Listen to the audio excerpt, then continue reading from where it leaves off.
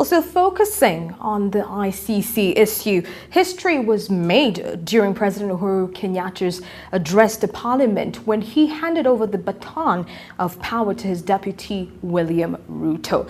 But what does acting president therefore mean for William Ruto? We find out. Number 5.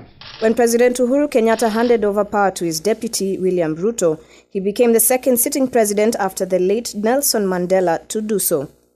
He described his position as temporarily delegating his presidential powers to his deputy, now acting president William Ruto, as a necessity made in the best interests of the nation.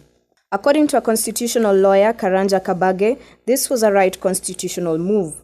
Under Article 147(3), the president makes the appointment of the deputy president as an acting president for the time that he will be out. So what he did is in compliance with both the constitution and the law of the land. Ruto was accorded powers and machinery that befits that of a president in his temporary capacity. But how much is in his power to dispense at this capacity of acting president? To act as a president does not mean you exercise the powers, for example, of dismissing cabinet secretaries.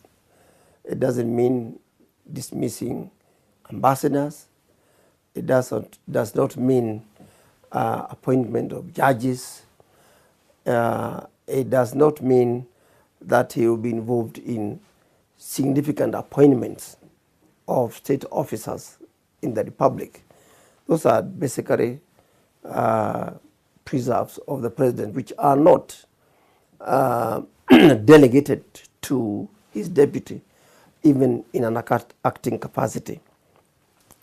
Now, he can perform many other functions, like, for example, he can chair the National Security Council in the country.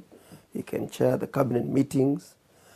He can do many other things that the president would wish him to do. Uhuru also called on Kenyans to understand that when all is said and done, what takes priority from where he sits is the sovereignty of the nation. So to all those who are concerned that my personal attendance of the Status Conference compromises the sovereignty of our people or sets a precedent for the attendance of presidents before the court, be assured this is not the case. Uhuru nevertheless exuded confidence and maintained his innocence in this case.